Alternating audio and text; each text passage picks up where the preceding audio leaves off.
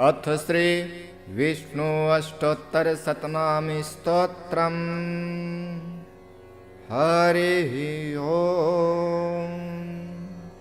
अष्टोत्तर शतं नाम्नां विष्णोरतुलतेजसः यस्य श्रवणमात्रेण नरो नारायणो भवेत्। विष्णुर्जिष्णुर्वषट्कारो देवदेवो वृषाकरिः दामोदरो दीनबन्धुरादिदेवोदिते स्तुतः। पुण्डरीकः परानन्दः परमात्मा परात्परः परशुधारी विश्वात्मा कृष्णः कलिमलापः। कौस्तुभोद्भासितो रस्को नरो नारायणो हरिः हरो हरप्रियः स्वामी वैकुण्ठो विश्वतो मुखः। ऋषिकेशो प्रमेयात्मा वाराहो धरणीधरः वामनो वेदवक्ता च वासुदेवः सनातनः। रामो विरामो विरजो रावणारी रमापतिः वैकुण्ठवासी वसुमाना धनदो धरणीधरः। धर्मेशो धरणीनाथो ध्येयो धर्मभृतांवरः। सहस्रशीर्षां पुरुषः सहस्राक्षः सहस्रपात् सर्वगः सर्ववित् सर्वः शरण्यः साधुवल्लभः।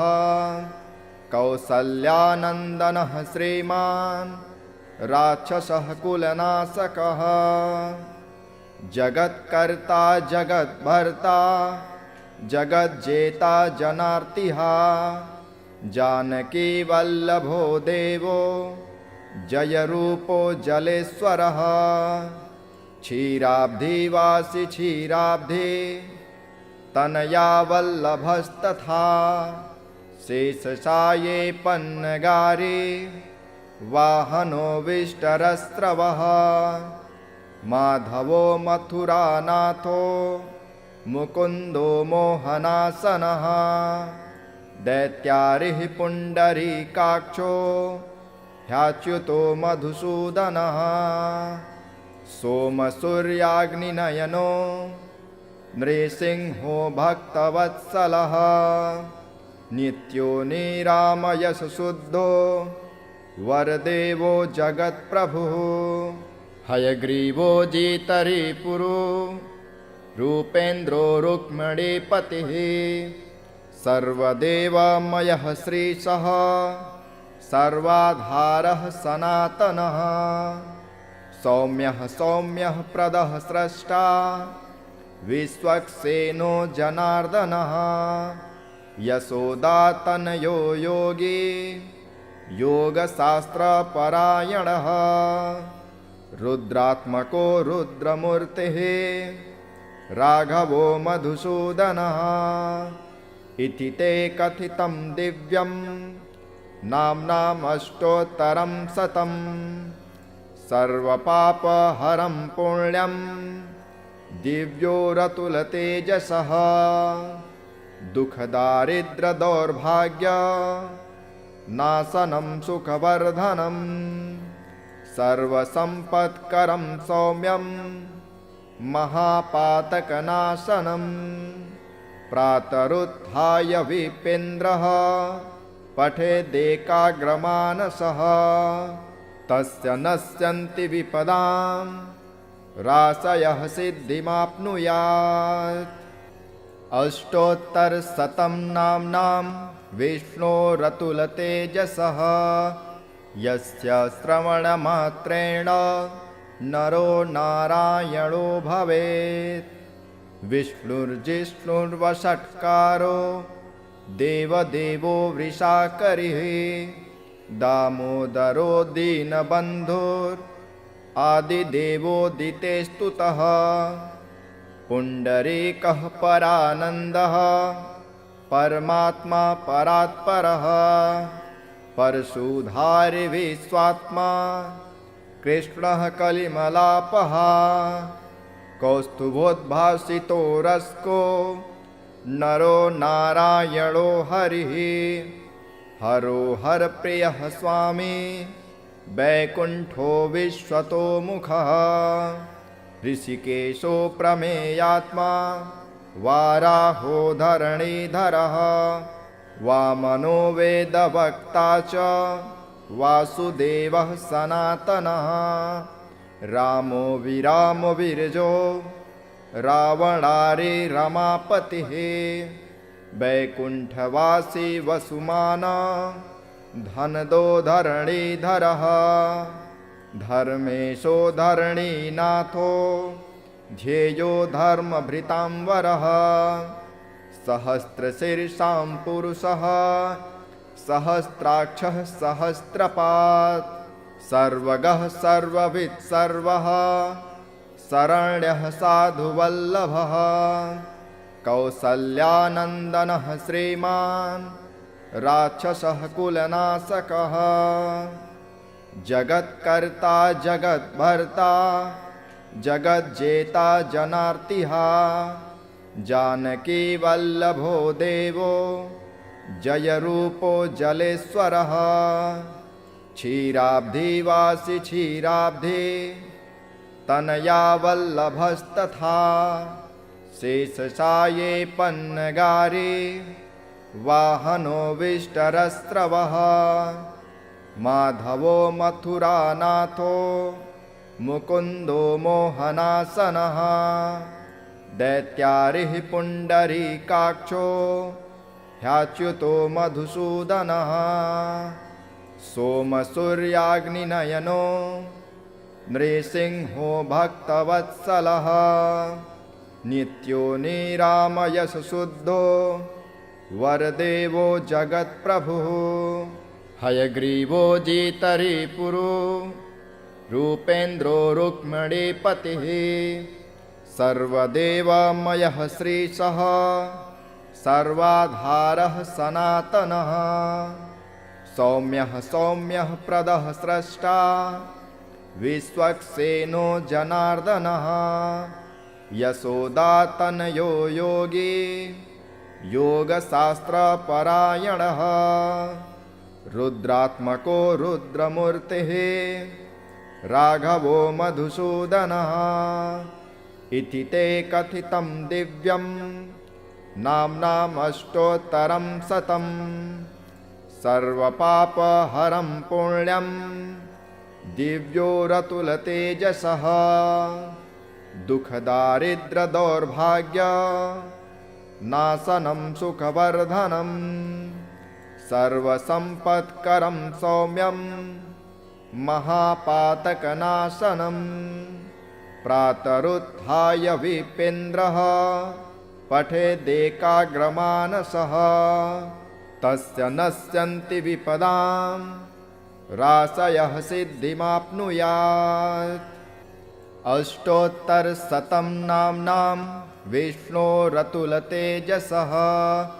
यस्य श्रवणमात्रेण नरो नारायणो भवेत् विष्णुर्जिष्णुर्वषट्कारो देवदेवो वृषाकरिः दामोदरो दीनबन्धुरादिदेवोदितेस्तुतः पुण्डरीकः परानन्दः परमात्मा परात्परः परशुधारि विश्वात्मा कृष्णः कलिमलापः कौस्तुभोद्भासितो रस्को नरो नारायणो हरिः हरो हरप्रियः स्वामी वैकुण्ठो विश्वतो मुखः ऋषिकेशो प्रमेयात्मा वाराहो धरणीधरः वामनो वेदवक्ता च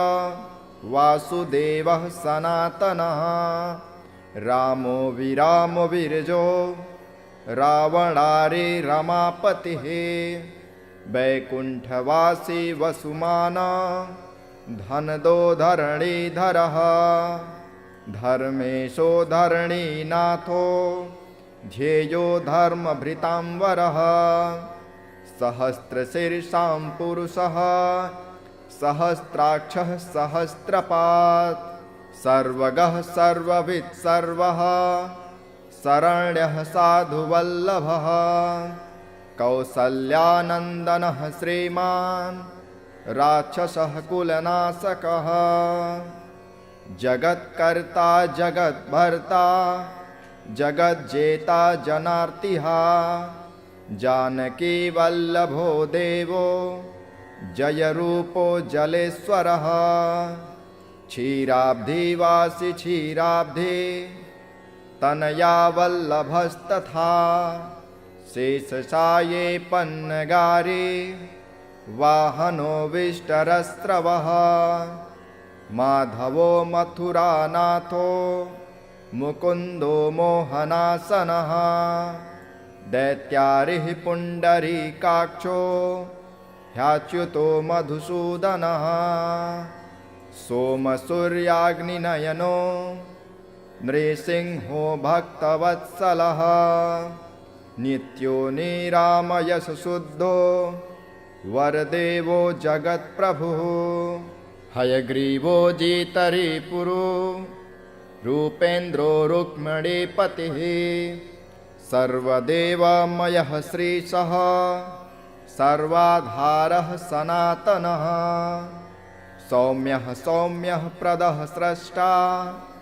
विश्वक्सेनो जनार्दनः यशोदातनयो योगी योगशास्त्रपरायणः रुद्रात्मको रुद्रमूर्तिः राघवो मधुसूदनः इति ते कथितं दिव्यं नाम्नामष्टोत्तरं शतं सर्वपापहरं पुण्यं दिव्यो रतुलतेजसः दुःखदारिद्र्यदौर्भाग्य नाशनं सुखवर्धनं सर्वसम्पत्करं सौम्यं महापातकनाशनं प्रातरुत्थाय विपेन्द्रः पठेदेकाग्रमानसः तस्य नश्यन्ति विपदां राशयः सिद्धिमाप्नुयात् अष्टोत्तरशतं नाम्नां विष्णोरतुलतेजसः यस्य श्रवणमात्रेण नरो नारायणो भवेत् विष्णुर्जिष्णुर्वषट्कारो देवदेवो वृषाकरिः दामोदरो दीनबन्धुरादिदेवोदिते स्तुतः पुण्डरीकः परानन्दः परमात्मा परात्परः परशुधारि विश्वात्मा कृष्णः कलिमलापः कौस्तुभोद्भासितो रस्को नरो नारायणो हरिः हरो हरप्रियः स्वामी वैकुण्ठो विश्वतो मुखः ऋषिकेशो प्रमेयात्मा वाराहो धरणीधरः वामनो वेदवक्ता च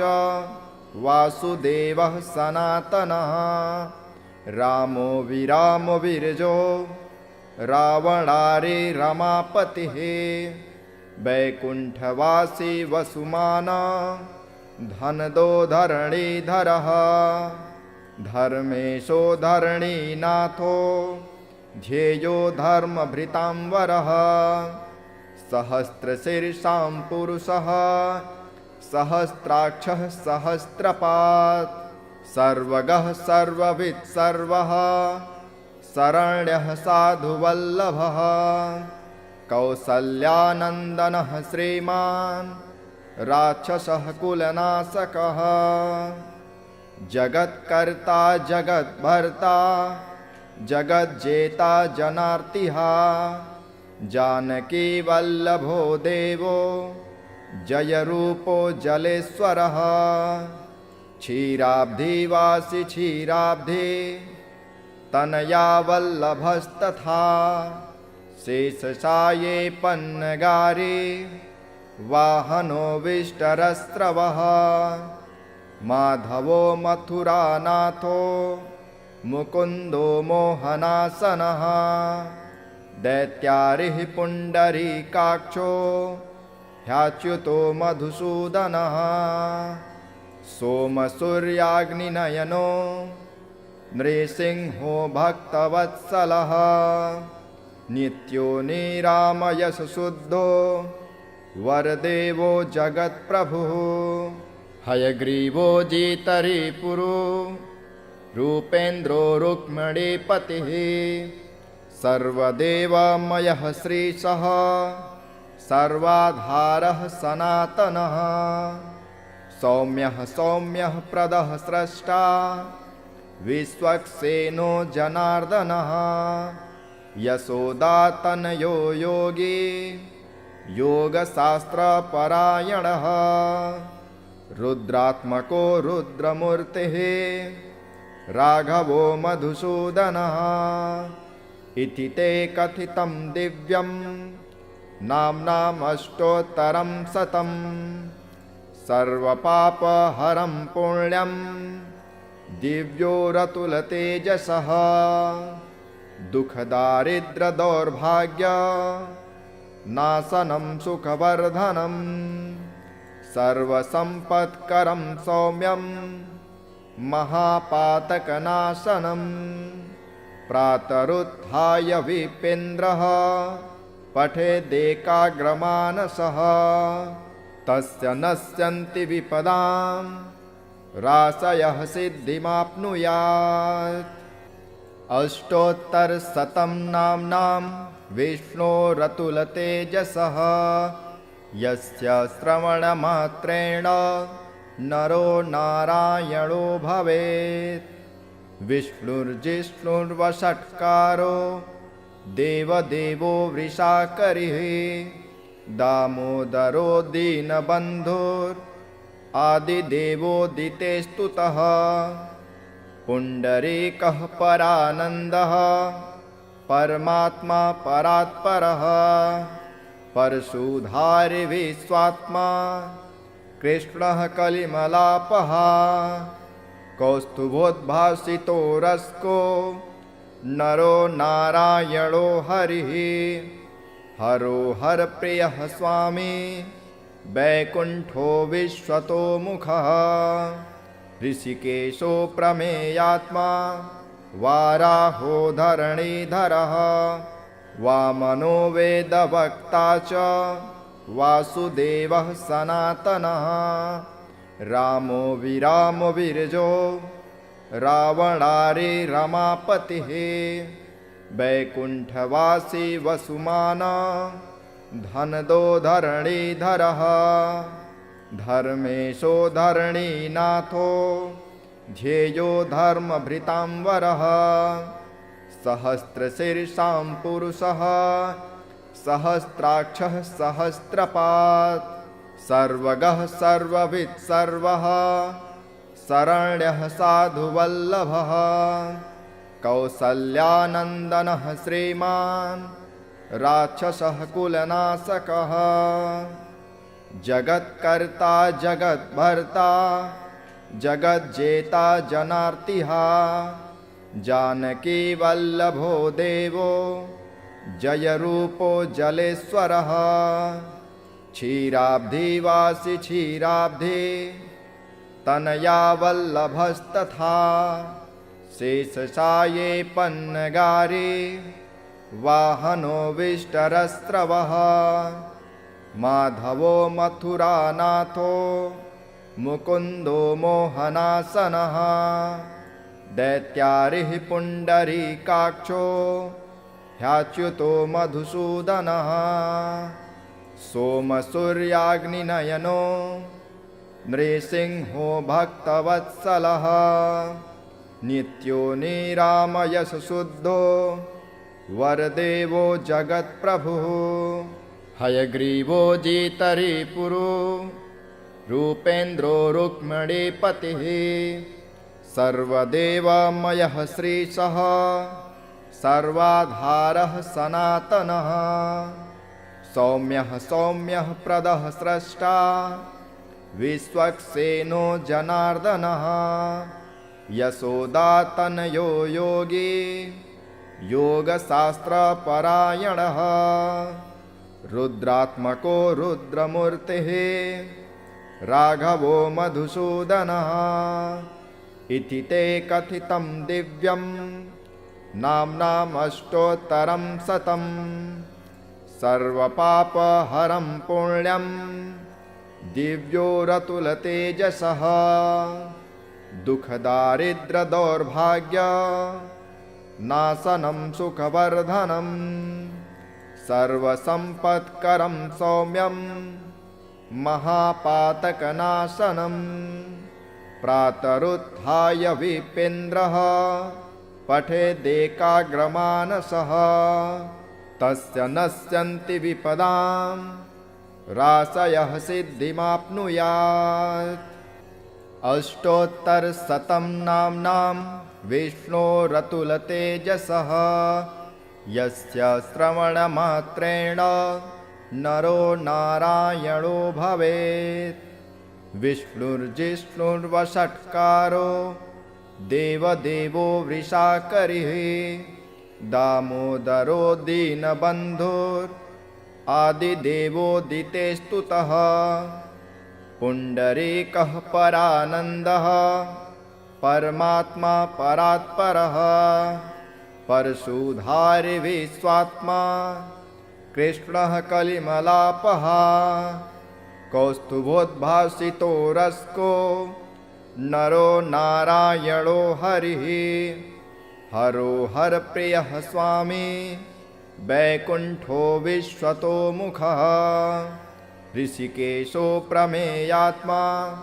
वाराहो धरणीधरः वामनो वेदवक्ता च वासुदेवः सनातनः रामो विरामो विरजो रावणारी रमापतिः वैकुण्ठवासी वसुमाना धनदो धरणीधरः धर्मेशो धरणीनाथो ध्येयो धर्मभृतांवरः सहस्रशीर्षां पुरुषः सहस्राक्षः सहस्रपात् सर्वगः सर्ववित् सर्वः शरण्यः साधुवल्लभः कौसल्यानन्दनः श्रीमान् राक्षसः कुलनाशकः जगत्कर्ता जगद्भर्ता जगज्जेता जनार्तिः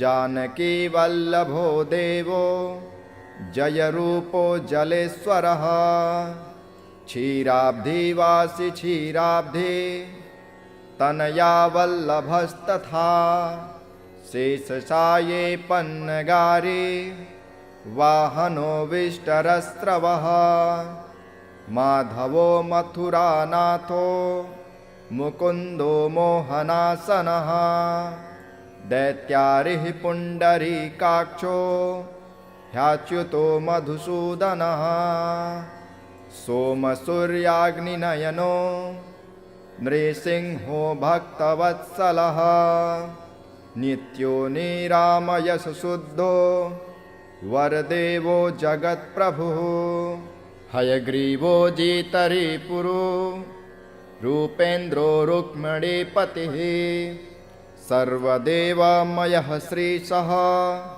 सर्वाधारः सनातनः सौम्यः सौम्यः प्रदः स्रष्टा विश्वक्सेनो जनार्दनः यशोदातनयो योगी योगशास्त्रपरायणः रुद्रात्मको रुद्रमूर्तिः राघवो मधुसूदनः इति ते कथितं दिव्यं नाम्नामष्टोत्तरं शतं सर्वपापहरं पुण्यं दिव्योरतुलतेजसः दुःखदारिद्र्यदौर्भाग्य नाशनं सुखवर्धनं सर्वसम्पत्करं सौम्यं महापातकनाशनं प्रातरुत्थाय विपेन्द्रः पठेदेकाग्रमानसः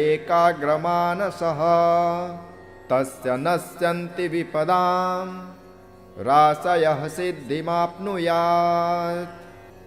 अष्टोत्तरशतं नाम्नां विष्णोरतुलतेजसः यस्य श्रवणमात्रेण नरो नारायणो भवेत्। विष्णुर्जिष्णुर्वषट्कारो देवदेवो वृषाकरिः दामोदरो दीनबन्धुरादिदेवोदिते स्तुतः। पुण्डरीकः परानन्दः परमात्मा परात्परः परशुधारी विश्वात्मा कृष्णः कलिमलापः। कौस्तुभोद्भासितो रस्को नरो नारायणो हरिः हरो हरप्रियः स्वामी वैकुण्ठो विश्वतो मुखः। ऋषिकेशो प्रमेयात्मा वाराहो धरणीधरः वामनो वेदवक्ता च वासुदेवः सनातनः।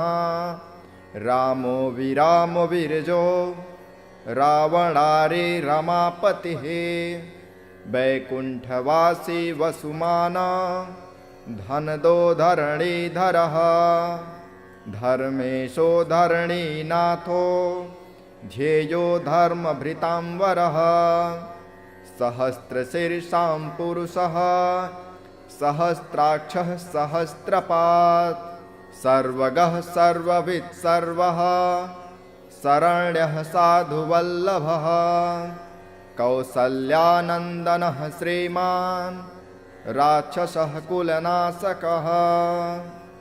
जगत्कर्ता जगद्भर्ता जगज्जेता जनार्तिः जानकी वल्लभो देवो जयरूपो जलेश्वरः। क्षीराब्धिवासी क्षीराब्धि तनया वल्लभस्तथा शेषशाये पन्नगारी वाहनो विष्टरस्रवः। माधवो मथुरानाथो मुकुन्दो मोहनासनः। दैत्यारिः पुण्डरीकाक्षो ह्याच्युतो मधुसूदनः। सोमसूर्याग्निनयनो नृसिंहो भक्तवत्सलः। नित्यो निरामयशुद्धो वरदेवो जगत्प्रभुः। हयग्रीवो जितरिपुरो रूपेन्द्रो रुक्मिणीपतिः। सर्वदेवमयः श्रीशः सर्वाधारः सनातनः। सौम्यः सौम्यः प्रदः स्रष्टा विश्वक्सेनो जनार्दनः। यशोदातनयो योगी योगशास्त्रपरायणः। रुद्रात्मको रुद्रमूर्तिः राघवो मधुसूदनः। इति ते कथितं दिव्यं नाम्नामष्टोत्तरं शतं। सर्वपापहरं पुण्यं दिव्योरतुलतेजसः। दुःखदारिद्र्यदौर्भाग्य नाशनं सुखवर्धनं। सर्वसम्पत्करं सौम्यं महापातकनाशनं। प्रातरुत्थाय विपेन्द्रः पठेदेकाग्रमानसः तस्य नश्यन्ति विपदां राशयः सिद्धिमाप्नुयात्। अष्टोत्तरशतं नाम्नां विष्णोरतुलतेजसः यस्य श्रवणमात्रेण नरो नारायणो भवेत्। विष्णुर्जिष्णुर्वषट्कारो देवदेवो वृषाकरिः दामोदरो दीनबन्धुरादिदेवोदिते स्तुतः। पुण्डरीकः परानन्दः परमात्मा परात्परः परशुधारि विश्वात्मा कृष्णः कलिमलापः कौस्तुभोद्भासितो रस्को नरो नारायणो हरिः हरो हरप्रियः स्वामी वैकुण्ठो विश्वतो मुखः ऋषिकेशो प्रमेयात्मा वाराहो धरणीधरः वामनो वेदवक्ता च वासुदेवः सनातनः रामो विरामो विरजो रावणारे रमापतिः वैकुण्ठवासी वसुमाना धनदो धरणीधरः धर्मेशो धरणीनाथो ध्येयो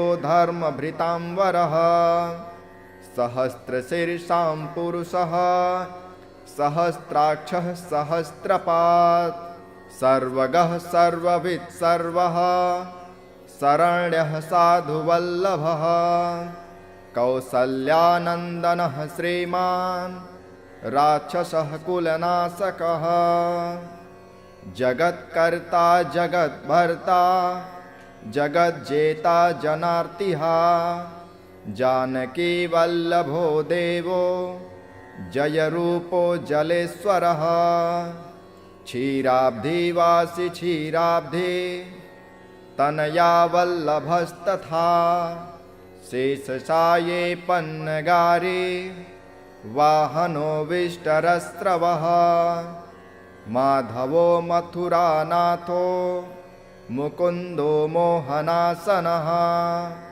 दैत्यारिः पुण्डरीकाक्षो ह्याच्युतो मधुसूदनः सोमसूर्याग्निनयनो नृसिंहो भक्तवत्सलः नित्यो निरामयशुद्धो वरदेवो जगत्प्रभुः हयग्रीवो जितरिपुरो रूपेन्द्रो रुक्मिणीपतिः सर्वदेवमयः श्रीशः सर्वाधारः सनातनः सौम्यः सौम्यः प्रदः स्रष्टा विश्वक्सेनो जनार्दनः यशोदातनयो योगी योगशास्त्रपरायणः रुद्रात्मको रुद्रमूर्तिः राघवो मधुसूदनः इति ते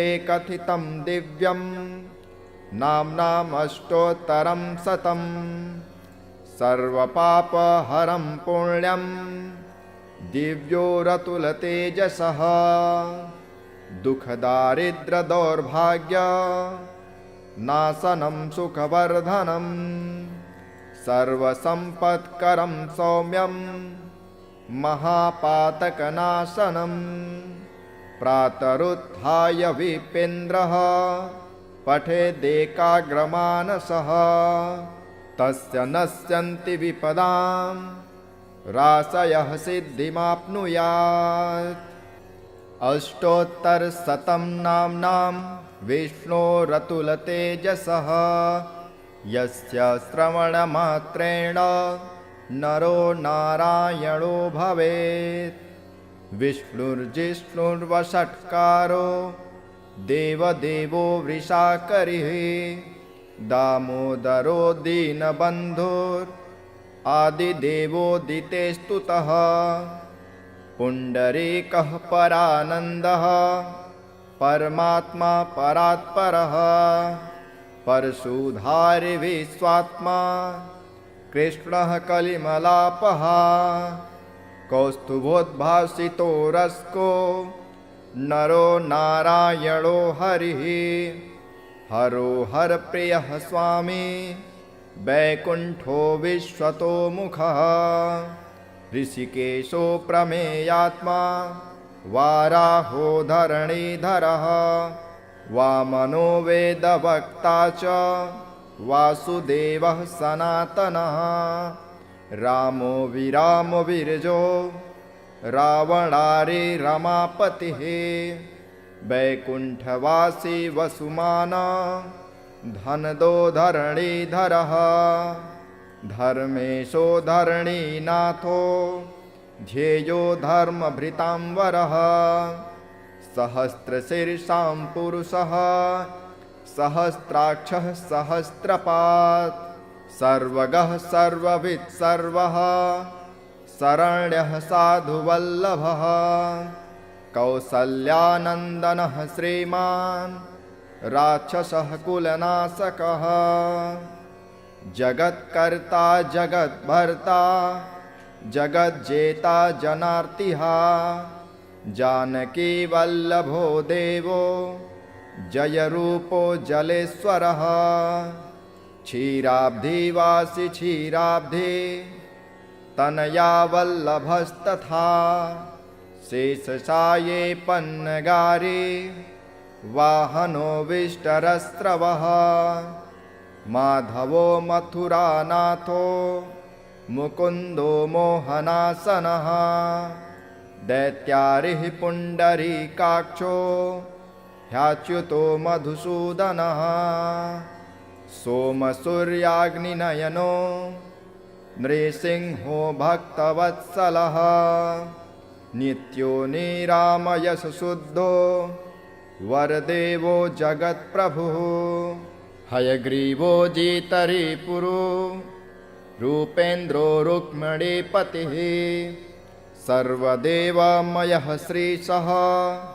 सर्वाधारः सनातनः सौम्यः सौम्यः प्रदः स्रष्टा विश्वक्सेनो जनार्दनः यशोदातनयो योगी योगशास्त्रपरायणः रुद्रात्मको रुद्रमूर्तिः राघवो मधुसूदनः इति ते कथितं दिव्यं नाम्नामष्टोत्तरं शतं सर्वपापहरं पुण्यं दिव्योरतुलतेजसः दुःखदारिद्र्यदौर्भाग्य नाशनं सुखवर्धनं सर्वसम्पत्करं सौम्यं महापातकनाशनं प्रातरुत्थाय विपेन्द्रः पठेदेकाग्रमानसः